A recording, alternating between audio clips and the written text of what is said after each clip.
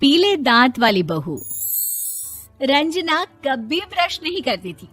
उसे कितनी बार उसके माँ बाप ने डांटा, लेकिन उसका कोई असर उस पर होता ही नहीं था, जिस कारण से उसके दांत पीले पीले हो जाते हैं। शादी के बाद। अरे बहू, वैसे तो तुझ में कोई कमी नहीं है, पर तेरे दांत इतने पीले कैसे हैं बेटा? कैसे मतलब? कोई सर्जरी थोड़ी ना कराइए। वो तो क्या नाम, मैं ब्रश नहीं करती थी तो पीले हो गए। अब क्या करूं? आप कहें तो लाल करवा लूं या फिर काले? यार ये क्या है, क्यों माँ से लड़ रही हो? लड़ रही हूँ? अरे मैं लड़ रही हूँ या ये बोल रही है कि दांत पीले हैं, पीले। अरे तपस्या थोड़ी ना की है इन्हें पीले करने के लिए। बकायदा ब्रश नहीं किया है 20 साल तक, तब जाकर। छी, कैसी बात कर रही हो? ये उस वक्त तो पीले नहीं थे जब हम लोग तुम्हें देखने आए थे। अरे तब साफ करवा लिया होगा डेंटिस्ट के पास जाकर। अब देखो कैसे पीले पीले लग रहे हैं। रंजना सास की तरफ गुस्से से देखती है। फिर शुरू हो गई पीले पीले पीले। अरे पीले तो तब भी थे जब मेरे हाथ का रसगुल्ला उड़ा उड़ा कर खा रही थी और बोल रही थी, लड़की नहीं गुणों का खजाना दे रहे भाई साहब आप। खैर, अब वो लोग करते भी तो क्या करते, पीले दांत वाली बहू पल्ले पड़ी थी तो झेलना तो था ही। एक दिन कीर्तन में रंजना गाना गा रही थी। अरे कमला बहन, माँ का द्वार है, यहाँ तो सब शुद्ध होकर आते हैं, फिर अपनी बहू को ब्रश भी नहीं करवाती तुम। दूर से पीले पीले दांत भक्ति में बाधा उत्पन्न कर रहे हैं। अरे कोई 2 साल की बच्ची थोड़ी ना लेकर आई हूँ मैं बहू बनाकर। अच्छी खासी लड़की है, अरे कैसे करवाऊं ब्रश? ये तो उसे खुद करना चाहिए ना। अब माँ बाप तो इसके जैसे तैसे निपटा दिए, ये नहीं सोचा कि सास कैसे संभालेगी। सास बहू को लेकर घर आ जाती है, लेकिन सोच लेती है कि अब इसे लेकर कहीं नहीं जाएगी। अगले रोज बहू कहती है, अरे क्या हो गया, मंदिर नहीं जाना क्या? कीर्तन का वक्त हो रहा है। मेरी मधुर वाणी से कान्हा जी जागते हैं और सोते हैं। आप तो जानती है ना उनकी भक्ति में कितना मन लगता है मेरा। वो क्या है ना, तबीयत ठीक नहीं लग रही है मेरी, आराम करूंगी मैं। तबीयत ठीक नहीं लग रही? अभी तो मिथुन के गाने पर नाच रही थी आप, और अब बोल रही है कि तबीयत ठीक नहीं लग रही। अरे भक्ति में मन लगा लो सासू माँ, ऊपर जाना है, क्या मुंह दिखाओगी आप? हाँ? सास को बहू की बात पर गुस्सा आ जाता है। मैं क्या मुंह दिखाऊंगी, इसकी चिंता तो ना कर, समझी?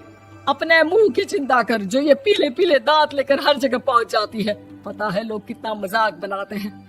ना जी ना, मैं नहीं जाना कहीं तेरे साथ। तो ये बात है, कोई ना, मत जाओ, मैं अपने कमरे में ही बैठकर भक्ति कर लूंगी। ऊपर वाला दांत थोड़ी ना देखता है, मन देखता है, भावना देखता है। और अरे बस बस, तू सब कुछ दिखा, बस ये सफेद चमकदार दांत ना दिखाना किसी को, है? जा यहाँ से। बहू को सास की बात का कोई फर्क नहीं पड़ता, वो तो जैसी थी वैसी ही रह जाती है। सुबह नहाकर किचन में खाना बनाना, फिर खाना खाना, कीर्तन भजन करना और सो जाना। एक दिन, माँ जी मैं सहेली के घर जा रही हूँ, शाम को लेट आऊंगी। हाँ हाँ तो जाना, मैंने कौन सा तेरी आरती करनी है घर पर बैठकर।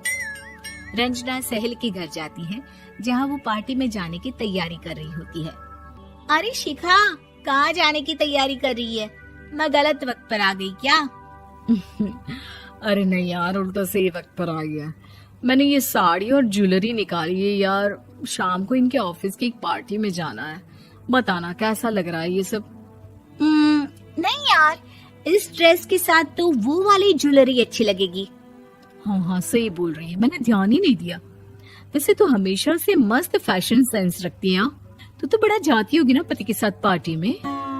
रंजना कुछ नहीं बोलती, बस सोचती है कि यार काश ये बात सही हो जाती, पर मैं क्यों नहीं जाती पार्टी में? क्या इन लोगों की कोई पार्टी होती नहीं होगी? रंजना घर आती है और रात में पति से सवाल करती है, एक बात बताइए, आप मुझे किसी पार्टी में क्यों नहीं ले जाते? क्या आपकी यहाँ ऑफिस में पार्टी नहीं होती? पति बेचारा क्या कहता कि दांत पीले हैं तुम्हारे इसलिए। अरे कोई पार्टी होती नहीं हम लोगों के ऑफिस में, तो कहाँ से लेकर जाऊं? और मार्केट, मॉल, कहीं वीकेंड घूमना, कहीं तो। अरे यार, सारे हफ्ते में एक छुट्टी मिलती है, तो सोचता हूँ कि आराम ही कर लूं। क्यों? रंजना मन मार के रह जाती है। पहले कभी सास के साथ मंदिर जाया करती थी, लेकिन वो भी सास ने ले जाना बंद कर दिया। घर बैठी बैठी रंजना बोर हो जाती है। तभी उसे आइडिया आता है और वो मायके जाने का सोचती है। सासू माँ, 2 दिनों के लिए मम्मी के घर जा रही हूँ। अच्छा ठीक है, आराम से जा। और हाँ, माँ से कुछ अच्छी आदत सीख कर आना कि कैसे शरीर के हर भाग की तरह दांतों की सफाई भी जरूरी होती है, समझी? शुरू हो गई ना आप।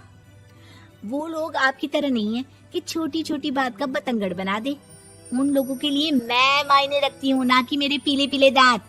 रंजना माँ को बिना बताए उन लोगों को सरप्राइज देती है, लेकिन जैसे ही वो दरवाजे पर पहुंचती है, अंदर देखती है कि घर वाले कहीं जा रहे होते हैं। अब माँ, काश रंजना दीदी के दांतों वाली प्रॉब्लम नहीं होती, तो वो भी हम लोगों के साथ चलती ना बुआ जी की बेटी की शादी में। हाँ बेटा, लेकिन अब उसे कौन समझाए कि उसको उसके पीले दांत नहीं दिखते, लेकिन उसके आसपास के लोगों को कितना एम्बैरेसिंग फील कराते हैं। मुझे तो कितनी बार उसके स्कूल की टीचर ने शिकायत की कि उसके साथ कोई लड़की बैठना भी नहीं चाहती, और ना ही कॉलेज में कोई उससे बात करना चाहता था। लेकिन पता नहीं क्यों उसे ये बात समझ में ही नहीं आती। कोई कमी नहीं है उस लड़की में, बस यही कि दांत पीले हैं।